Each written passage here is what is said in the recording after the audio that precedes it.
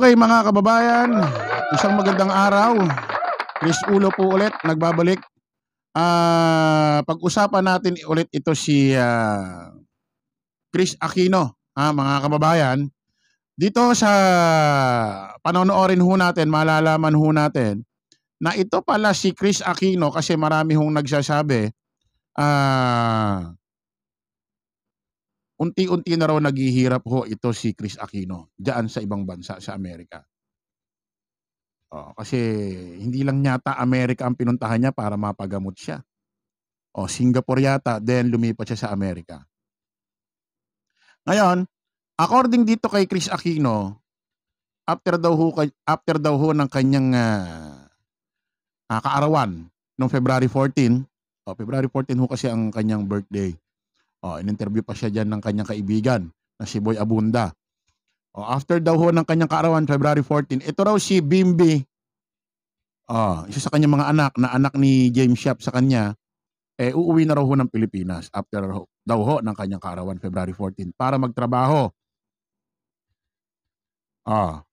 Kasi malaki na raw masyado talaga nagiging bill niya dyan sa ibang bansa, dyan sa Amerika. Pero alam niyo mga kababayan, may mga hindi maniwala sa kanyang sinabing yun. Dahil ito pala si Chris Aquino, ganito pala kayaman, ganito karaming negosyo.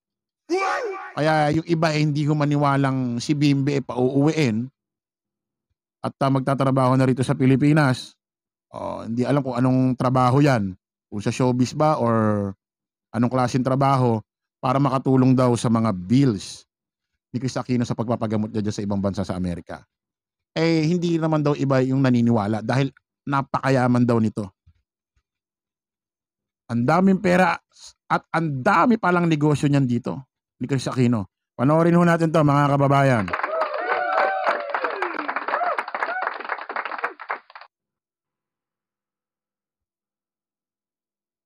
Kasi napapabalita Mare na itong si Bimbi nga daw ay uuwi na ng Pilipinas pagkatapos ng birthday ng kanyang nanay sa February 14. Dahil daw di umano ay sabi nitong si Miss Chris Aquino na kailangan na daw mag-work ng kanyang anak dahil nagkukulang na nga daw sila ng pambayad sa kanyang gamot. Uy, may nabalitaan ako. Ano? Yung ano pala, di ba nasa stage siya ngayon? Di ba bago siya mag-states, di ba? Ito yung na-chika lang ng ating chismosang kapitbahay.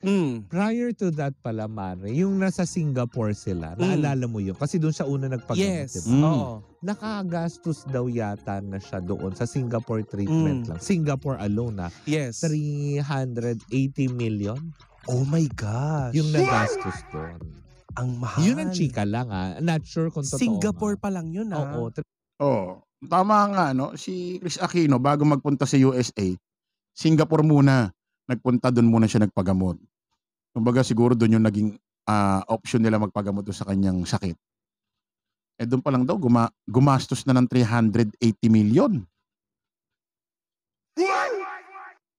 Siguro sa atin sobrang laki na talaga niyan. Kumbaga kung hindi ka tumama sa loto, wala kang magiging ganyan. 380 million. Pero tingin ko maliit pa masyado ito sa kayamanan ni Chris Aquino. Kasi ito si Chris Aquino, mga kababayan, bukod sa Aquino to, alam naman natin pag sinabing Aquino, talagang mayaman yan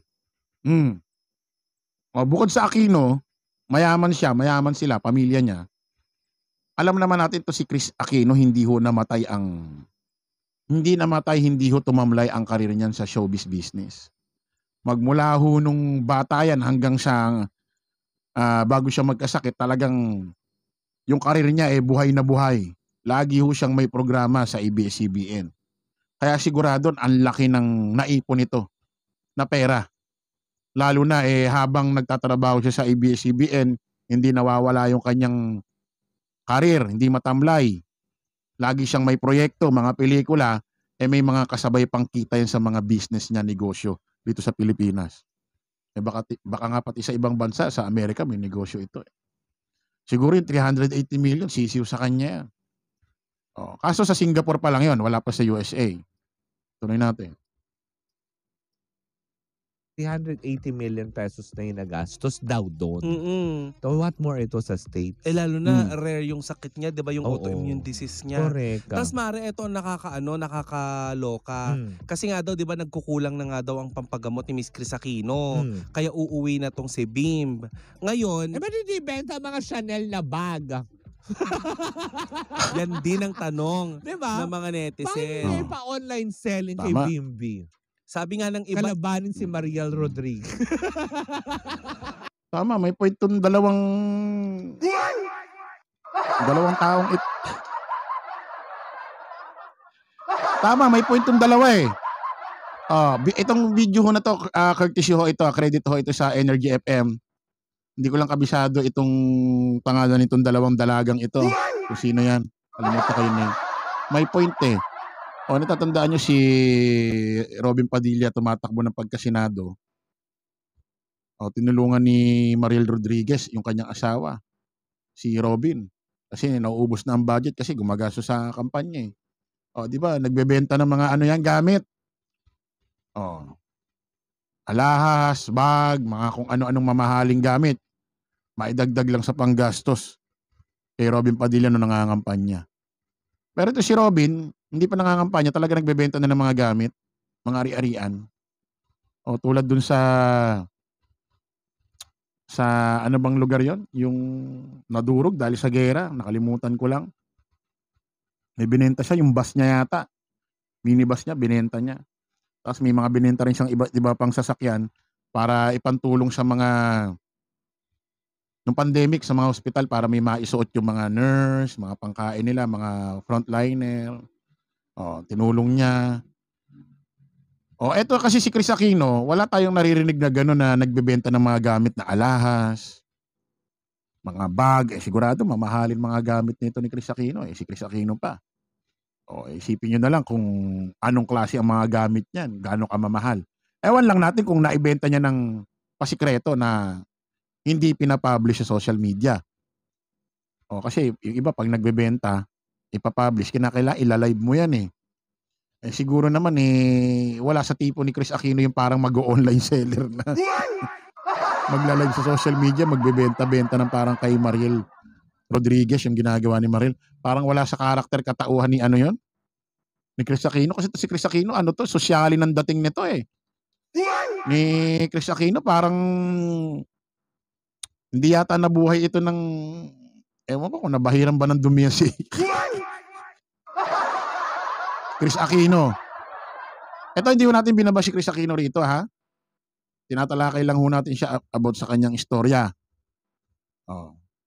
Kumbaga nagbibigay lang ho tayo ng opinion.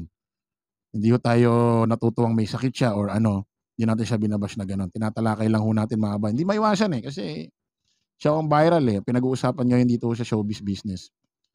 Tuloy natin.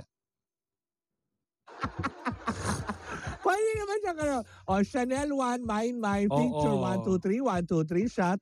Correct. Sabihin na rin ni Bibi, Jeva. Si Madam Inuha yun. Mali pala. Hindi siya magmumura. Kasi di ba? Tapos may mga may mga chika na napaka-etsyosera naman itong si Chris Aquino. Ang pagkakakilala kasi ng mga tao, syempre kay Miss Chris Aquino, lalo na sa kalagayan ng kanyang pamilya, estado nila sa buhay, malalim ang balon. Actually, parang hindi naman din siguro, partly siguro, Mari, hindi ako naniniwala dyan sa chika na yan. Na naubos ang kyonan niya? Hindi, nauubos, Kasi syempre nga naman, doon pa lang sa nagbalita sa atin, that ilang bansa yung pinuntahan na niya eh. Yes. Diba? Tapos parang dito lang siya tumagal sa Amerika. Tapos syempre, siguro talaga nababawasan na. Pero hindi ako naniniwala na totally masasaid kasi, diba, sa dami nung, alam mo yun, ilang fast food chain ang franchise niya dito. Correct. Na may hawak under, actually sinabi nga niya yun ginawa niya yun para ma-secure yung future ni Josh at ni Bibi at nakapangalan yun doon sa dalawang bata. May mga iba din mga food chains din na may hawak siya at may iba pang negosyo. Grabe no. Ganun pala karaming, ang dami niya palang fast food chain na franchise. Siguro pwedeng Jollibee, McDo. Ang dami raw na branch. Bukod pa ron, ang dami pa raw negosyo. Isipin mo na lang kung may mga, wag na natin pag-usapan yung iba pang negosyo ni Chris Aquino. Pag-usapan na lang natin yung sinasabi nitong dalawang dalagitang ito. Na ito si Chris Aquino, ang daming franchise na mga fast food chain. Isipin mo, ang fast food chain dito hindi nalulugi. Especially kung ang pinranchise mong fast food chain is McDo or Jollibee. Ang Jollibee, McDo, ilagay mo yata sa bundok yan, aakyatin ng tao, kakainan pa rin eh. May narinig na ba kayong Jollibee, McDo na nalugi? Especially nasa magandang lugar. Isipin mo kung napakarami mong mga franchise na fast food chain, sabi nitong dalawa, magkano kinikita niyan sa isang buwan? Bukod pa doon sa mga negosyo niya. Kaya yung iba, hindi naniniwala na ito si Chris Aquino, pauuwi niya si Bimby para makatulong sa kanyang mga bills. Siguro sinabi niya na lang yan para pwedeng marketing strategy para mabigyan ng maraming proyekto ito si Bimby. Tuloy natin ha. Kung sa showbiz siya magtatrabaho talaga. Kaya parang hindi ako naniniwala sa aspeto na alam mo yung pagtatrabahuin siguro si Bimby. Para makatulong sa pampagamot. Oo. Ewan ko, Mare. Kasi diba parang gusto nga niya, lagi lang nasa tabi niya yung dalawang bata. Diba? Nagkaroon na nga doon ng pag-uusap kasi itong grupo ng grupo. Ano ito pag-aklas? May nakaambang rally. Gano'n. Yung pamunuan. Tawang-tawa ka sa sarili mo, di ba? Kasi napapanahon ang mga sinasabi mo. Ay, hindi ka mag-aano sa politics. Ay! Zipper natin ang ating mga bibig. Okay. Lips are sealed. Oo. And liko tayo ng topic. Correct. Okay. So, yun na nga. Pamunuan. Nitong Cornerstone ay nagkaroon na sila ng pag-uusap ni Miss Chris Aquino. So nagpunta sila sa US para makausap si Miss Chris Aquino at mukhang finally ay nagkaroon ng pagkakasundo. Kaya itong si Bim ay uuwi ng Pilipinas pagkatapos ng birthday para simulan yung kanyang proyekto. Na ano? Yun nga, Mari, ang pinagdidiskusyon na ng mga netizen. Bimby nachos, ganon. Di ba meron? Hoy, wag kang tumawa, meron siya sa mga mall, di ba? Oo, pero katabi ng brand. Paano niya sasabi? Yung brand nung French fries, nag-franchise din sila noon. Sorry kasi may kumakalat na video si Bim kasama niyang nanay niya na pinag-uusap sila doon sa Chanel si Bim.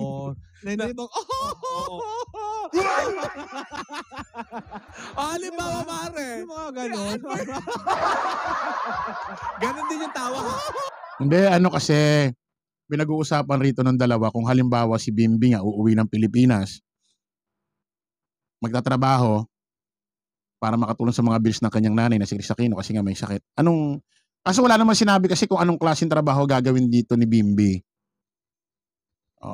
Siguro kung sa ganyang edad ni Bimby, malamang ang babak sa kanya, showbiz po muna.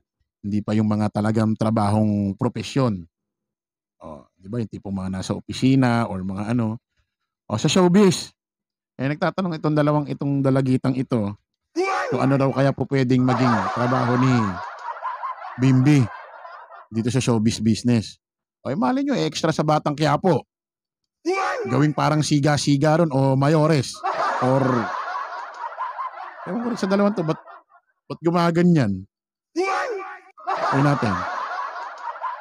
Tapos ano sasabihin niya after yung yung product? Ano ka ba? Ano yan? Ay, ewan ko sa'yo. Oh my God, kuha mo! Tapos sasabihin niyo yung product. Pag kayo nabash, bahala. Lights, camera, action. Ito sabihin. Bimby nachos. Ganon. Alam mo, may mga basher. Sorry po I have to tell you this. Okay. Na may mga bashers si Miss Chris Aquino na pinagdududahan ng sexualidad ni Bimby dahil sa ganung mga Hindi nga kasi nga yun nga kinrap lang doon. Diba na pinalalabas na parang tipong never naman din nagbigay din ng statement itong si Miss Chris Aquino. Pag-usapan lang naman tinanong na ni Miss Chris. Ito pag-usapan lang naman hindi natin binabas yung bata si Bimby. Pero Kasi may mga video kasing lumalabas na parang yung datingan yata ni Bimbi parang gay. Ako naman wala namang problema sa atin niya kung gay or tomboy or ano, wala namang ano. Pero kumbaga siyempre interesado lang din yung mga tao. Alam niyo naman sa Pilipinas maraming marites. Anong tingin niyo kay Bimbi? No, sa ano ninyo, sa tingin ninyo? Ako naman tingin ko lalaki. Kaso may mga video kasing lumalabas na galawan niya parang gay nga. Hindi natin alam kung ganun talaga siya kasi malay mo, acting niya lang pala, galawan niya lang yon kasi bata pa siya nung time na yon. Minsan may ganun Parang kumbaga malambot-lambot tignan, pero pag laki pala, pag nagbinata, brusko. Tuloy natin. Bading si Bim. Wala naman, hindi naman daw, straight naman daw siya. At saka, bigyan naman natin ng pagkakataon yung bata kasi 16 pa lang naman yung bagets. At saka isa pa, madidevelop pa yun. Siguro dahil lumaki siya sa poder ni Miss Chris Aquino, Diyos ko naman, may ikakatuwa nyo bang anak ni Chris Aquino yun? Kumbaga parang syempre, kaya pa niyang kaya pang maituwid yung mga tama. Pero kung hindi na, syempre, it will be a full-blown, beautiful mariposa. Ganon. Ganda ha. Butterfly. Butterfly. Spread your wings and prepare to fly. Manila, here I come. Tsaka, ang gwapo ng tatay, ang ganda ng nanay. Tama. Kapag naging kung naging part ng LGBT man si Bim, pero hindi pa naman na yan hindi naman umaamin yung bagets at wag nating paaminin yung bata kung dininay na niya. Diba pair siya kay Miles Ocampo? Diba? Kaso wala pa rin.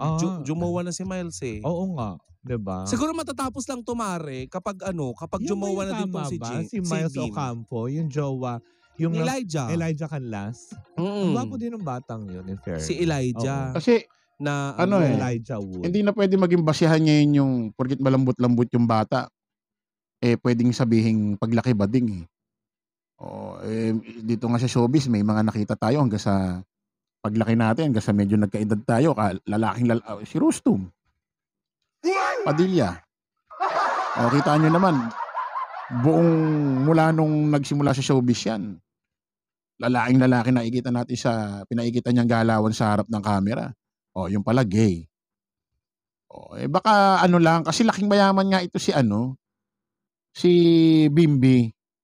Kumbaga nakagisnan niya siguro, medyo nahaluan siya ng selan. Kaya pati paggalaw niya medyo may kaartihang konti kasi nga laking mayaman baka galawang malambot lang pero brusko yan. Kita mo naman yung tatay pa niyan si James Yap. Basketballista.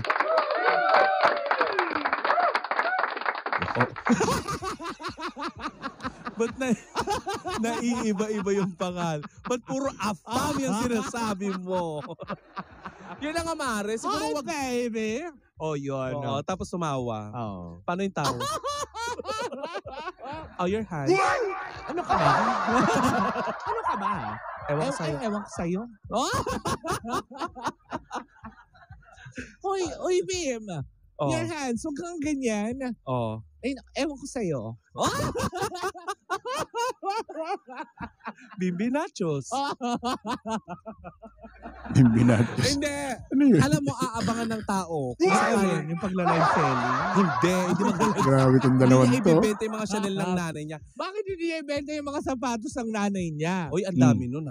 Grabe. Sigurado, mahal mga gamit niya. Lupain. Diba? Isa-isahin. Sa dami ng alahas Alam mo, si Chris Aquino lang talaga nakita ko talaga na nagpapagamot na kung todo di alahas pa. At saka putok ang blush on. Diba? Na nakakaloka. Tapos yung mga pearls, minsan yung mga diamante niya, mga suot niya. At saka naluloka ako kapag nag-IG siya. Alam mo, hindi ako naiinis kay Miss Chris. Ang lakas niyang babae. Diba? Hinahangaan ko sa sobrang siguro pait ng mga gamot. True. Dami ang pinagdadaanan niya pagdating sa kanyang health, nakukuha pa niya mag-post sa IG. Yes! Which is yung iba natin mga kababayan, hindi nagugustuhan kasi nga daw, Chris, mag-focus ka na sa health mo. Tayo, mga tagahanga ni Miss Chris Aquino, natutuwa tayo na at least... Pero alam niyo mga kababayan, sa totoo lang, pag ito si Chris Aquino, sana, sa pangalan ng Panginoon, Patnubayan siya ng Panginoon. Sana gumaling siya. Yung mga ganitong klaseng tao na nagdaan sa matinding pagsubok, sakit, pag yan nakalagpas, putik, matibay na tao na yan, mga kababayan.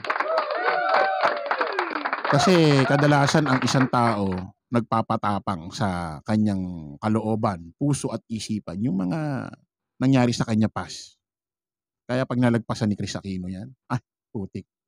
Pag yan gumaling, tapos dumating na bigla siyang nagkasakit, nilagnat, sumakit ang ulo, makatawanan niya lang.